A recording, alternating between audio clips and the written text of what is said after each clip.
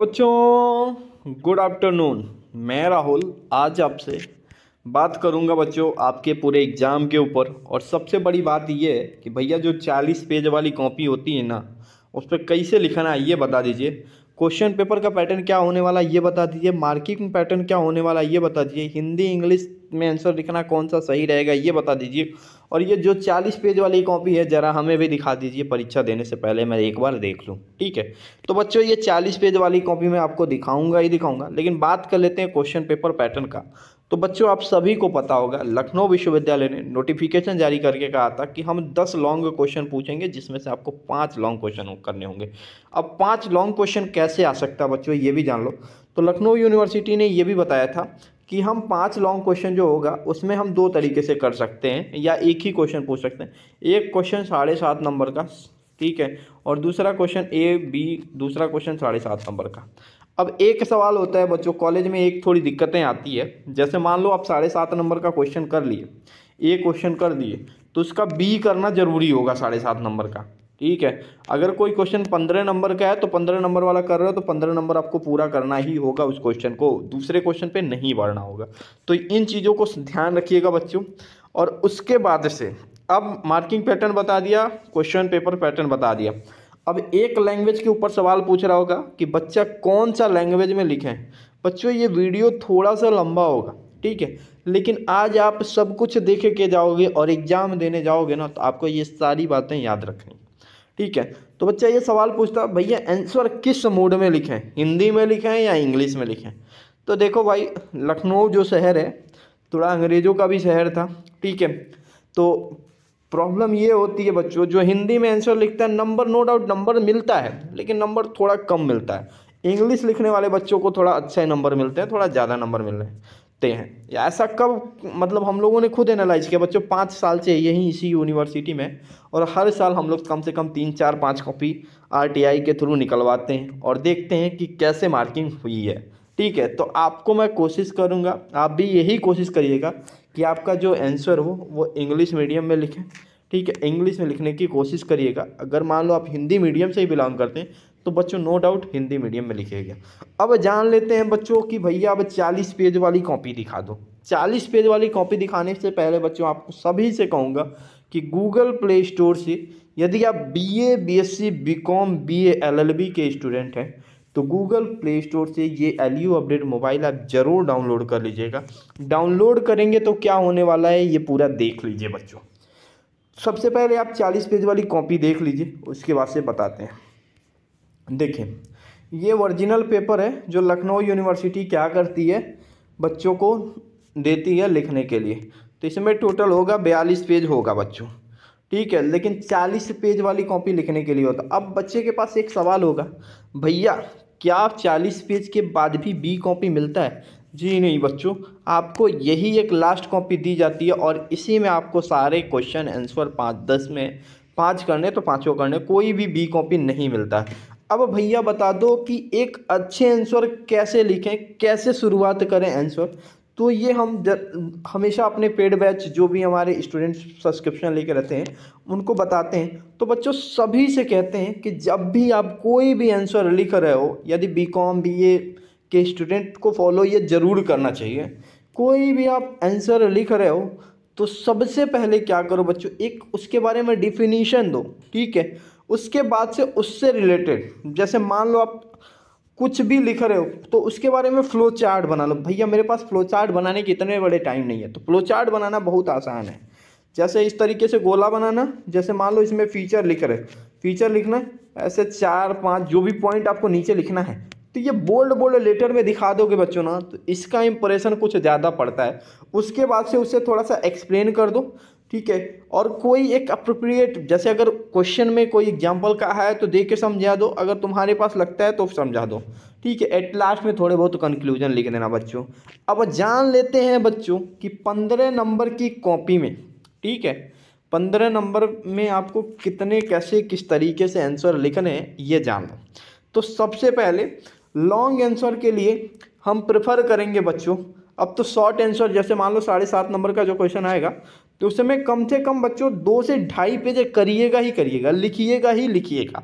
ठीक है, उसके बाद से कोशिश ये करिएगा जो शॉर्ट लिख रहे हो, मान लो 7.5 नंबर का, कि उससे कुछ टाइम बचा के इस लॉन्ग वाले आंसर पे टाइम दे जाए, ठीक है। और कोई भी चीज़ करिएगा जो लैंग्वेज हो आपकी अप्रोप्रिएट लैंग्वेज हो, ताकि समझने में अच्छा लगे। लिख कुछ और रहे हो, समझने वाला कुछ और समझे, ऐसा मत लिखना, ठीक है। तो इस तरीके से लिखना। और कम से कम बच्चों, यहाँ पे पहले बताया गया है कम से कम 5 से 7 पेज नहीं तो कम से कम 4.5 पेज तो जानी ही चाहिए आपकी कॉपी। मतलब एटलीस्ट 15 नंबर के लिए आपको 5 पेज लिखना चाहिए। भैया ये 5 पेज कैसा होगा, तो आपका दोनों साइड मिला के 1 2 3 4 इस तरीके से होगा। और फिर तो मतलब 3 पेज पूरा पूरा आपको लिखना है, तब ये 5 पेज में होगा। कैसे भरेगा कॉपी? कॉपी भरने का आसान तरीका, डिफिनीशन लिखा, डायग्राम बनाए, फीचर लिखा तो भी डायग्राम बनाओ, नेचर लिखा तो भी डायग्राम बनाओ, ऑब्जेक्टिव लिख रहे हो तो भी डायग्राम बनाओ, अगर कोई स्टेप्स लिख रहे हो तो उसमें भी स्टेप्स दो। मतलब जो आपका पॉइंट है ना उसे हाईलाइट करते जाओ, ठीक है।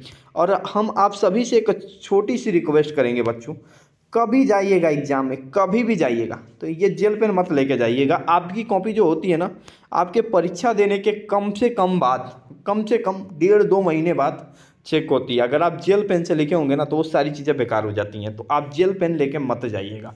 और एट लास्ट आप जब भी कोई आंसर लिखिए ना तो उसे अंडरलाइन ज़रूर कर दीजिएगा। तो बच्चों इस तरीके से आपको आंसर लिखना है। अब आपको एक बार कॉपी दिखा देता हूँ, ठीक है। न्यूमेरिकल और थ्योरेटिकल का भी अंदाज़ा कई लोगों ने बताया था। अब जैसे मान लो ये एक कॉपी है 40 पेज का है, तो देखो बच्चे ने एक गलती किया है। हम लोग क्या करते हैं, हम लोग पीछे तरीके से यहाँ से एक लाइन खींच देते हैं, उसके बाद से आंसर लिखना शुरू करते हैं। तो ये काम आप कर लीजिएगा। जैसे यहाँ पे डिफिनीशन लिखा, डिफिनीशन के बाद से आपको फिर एक छोटा सा, जैसे मान लो डायग्राम बनाना है, डायग्राम में जैसे मान लो अब इंट्रो फीचर लिखना है तो फीचर्स के डायग्राम बना देना, ठीक है।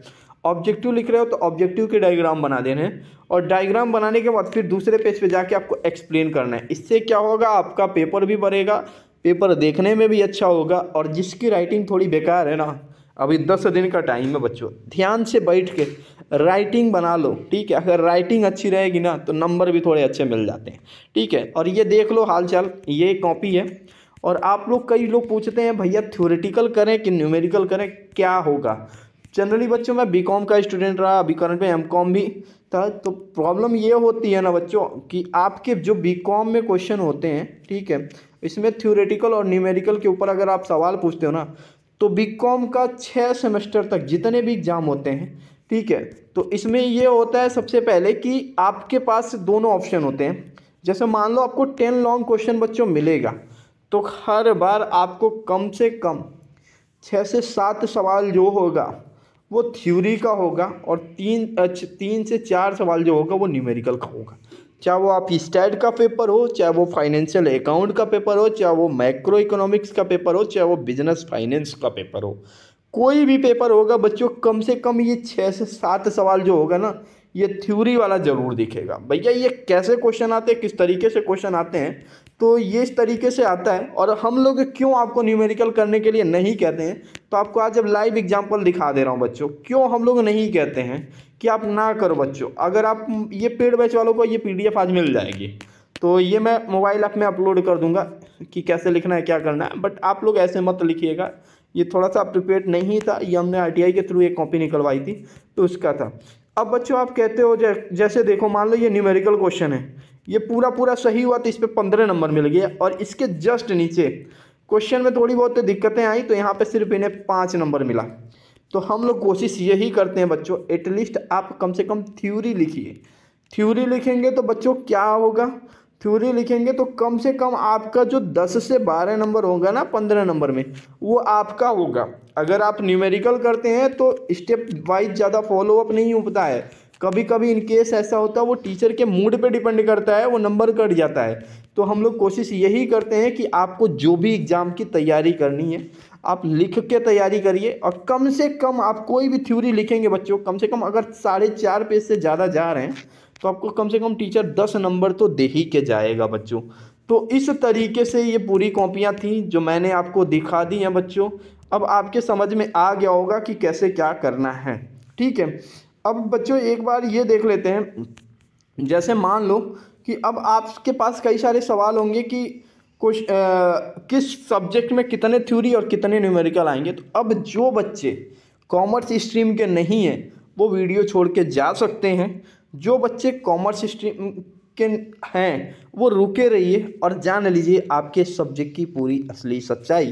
तो हम खोलते हैं आपके सिलेबस को और बताते हैं बच्चों कि आपके सिलेबस में क्या होने वाला है। तो मुझे करना होगा इंटरनेट ऑन, नहीं करूँगा तो अभी इतने सारे कॉल आ जाएंगे कि मुश्किलें हो जाती है बच्चों। तो मैं एक बार इन्हें डाउनलोड कर ले रहा हूँ, ठीक है। तो यहाँ पे मैंने इस पीडीएफ को डाउनलोड किया, ठीक है, ओपन कर रहा हूँ। तो ये रहा बच्चों आपका सिलेबस। बीच में कॉल आ गया था, जैसे मैंने आपको कहा था कि जैसे मैं फ़ोन ऑन करूँगा वैसे कॉल आ जाएगा। तो अब चलिए शुरू करते हैं, अब सिलेबस के बारे में बताते हैं। देखो बच्चों, अगर आपके पास फाइनेंशियल अकाउंट है तो यहाँ बता दे रहा हूँ, यहाँ पूरे आपको 10 सवाल मिलेंगे, जिसमें से कम देखो 6 सवाल ऐसा होगा, 6 से 7 सवाल ऐसा होगा जो आपका थ्योरी होगा। और मैं कहूँगा कि आप पूरे थ्योरी क्वेश्चन करिएगा।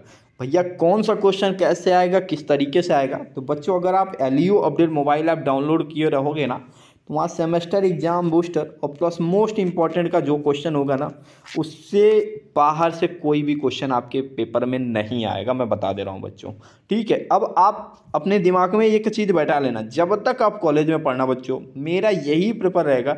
हम लोग बहुत न्यूमेरिकल करके नंबर कटवा चुके थे, लेकिन आप मत कटवाना, क्योंकि अगर आप थ्योरी के क्वेश्चन लिखते हो तो एटलीस्ट कम से कम 15 नंबर के क्वेश्चन में 12 नंबर, 10 नंबर, 11 नंबर, 10 नंबर से कम किसी को नहीं मिलता है 15 नंबर के क्वेश्चन अगर थ्योरी में लिखते हो तो, ठीक है। तो ये कर लेना। और बिजनेस ऑर्गेनाइजेशन में पूरी थ्योरी आएगी, ठीक है। माइक्रो इकोनॉमिक्स में 1-2 क्वेश्चन ऐसा आएगा जो आपको न्यूमेरिकल का होगा, बाकी 8 से 10 सवाल, जो सवाल होंगे वो पूरे थ्योरी होंगे। करेंसी बैंकिंग में सेम थ्योरी होगा, मैनेजमेंट पूरा थ्योरी होगा। एक सब्जेक्ट था जिसका मैंने टेंशन सॉल्व कर दिया। अब इसका जो क्वेश्चन पेपर होगा, mobile app LU update download करना, और किस तरीके का क्वेश्चन है, कैसा है, एग्जाम बूस्टर किस तरीके से पढ़ना, सारी चीज़ें वहाँ मिल जाएंगी आपको। वहीं BCom सेमेस्टर 3 के बच्चे काफ़ी परेशान थे और बोल रहे थे भैया बता दो, क्योंकि हम हैं आप ही के भरोसे पिछली बार भी। और बच्चों एक चीज़ और बता दे रहा हूँ, ध्यान में रखिएगा कि 10 तारीख के बाद से BCom के कोई भी इनरोलमेंट मतलब मोबाइल ऐप पे होना बहुत मुश्किल हो जाएगा, क्योंकि हमारे पास सीटें फुल हो चुकी हैं। बिजनेस फाइनेंस में कितने सवाल भैया न्यूमेरिकल रहेंगे, कितने थ्योरी के रहेंगे, तो बच्चों आप जान लो बिजनेस फाइनेंस में कम से कम 7 क्वेश्चन जो होगा वो आपका थ्योरी का होगा और 3 सवाल जो होगा वो न्यूमेरिकल का होगा। और न्यूमेरिकल में किससे सवाल आएगा, कैपिटल बजटिंग से सवाल आ जाता है बच्चों, ठीक है। कैपिटल बजटिंग का एक क्वेश्चन कंफर्म है, ये आएगा ही आएगा, लेकिन कोशिश ये करना बच्चों ना कि आप पूरी थ्योरी लिखना है। स्टैटिकल मेथड यहाँ पे थोड़ा सा मामला गड़बड़ होता है, लेकिन कोई दिक्कत नहीं है, ठीक है। स्टैटिकल मेथड में कम से कम इसका जो रेशियो होगा बच्चों, 6 सवाल जो होंगे आपके थ्योरी के होंगे और 4 सवाल जो होगा न्यूमेरिकल का होगा, ठीक है। बैंकिंग ऑपरेशन पूरी थ्योरी होगी, ह्यूमन रिसोर्स पूरी थ्योरी होगी, और इन्फॉर्मेशन सिस्टम बिल्कुल नया है, थोड़ा समझ में नहीं आ रहा है, लेकिन एग्जाम बूस्टर के क्वेश्चन कर लोगे काफ़ी है। इन सभी के एग्जाम बूस्टर के क्वेश्चन जो है ना, पढ़ के आंसर लिख के काफ़ी है। बाकी मोस्ट इंपॉर्टेंट में ये होगा, आपको एक अंदाज़ा लगेगा कि कैसे क्वेश्चन किस तरीके से आते हैं, तो इस तरीके से करना है आपको पेपर, ठीक है। फर्स्ट हो गया, थर्ड हो गया, अब 5th सेमेस्टर वाला कहेगा मेरा तो नहीं बताया भैया, चलो भाई 5th वालों का भी बता दो। तो 5th वाले बच्चे जान लें कैसे क्या करना है इन्हें।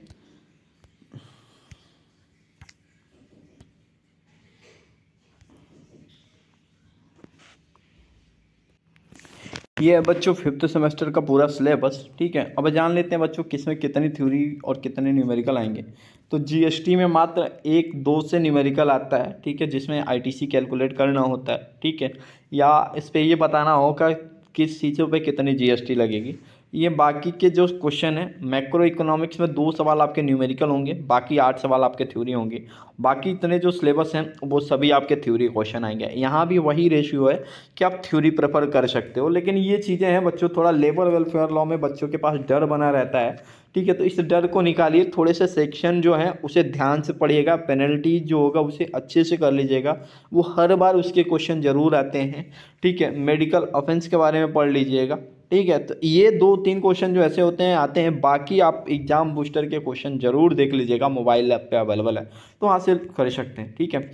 तो इस तरीके से आपके सारे क्वेश्चन मतलब पूरे कवर हो जाएंगे। और मेरा ये वीडियो बनाने का बस एक खास मकसद ये था कि आपको बताना, एग्ज़ाम से डरिए नहीं, एग्ज़ाम से लड़िए नहीं, ठीक है। बस आप उस पर काम किया करिए, मतलब उससे रिलेटेड आप कुछ पढ़ा करिए, क्योंकि अब एग्ज़ाम के जो डेट हैं वो तो बदलने वाले नहीं है ना बच्चों, तो आपको उसी डेट पे एग्ज़ाम देना है, ठीक है।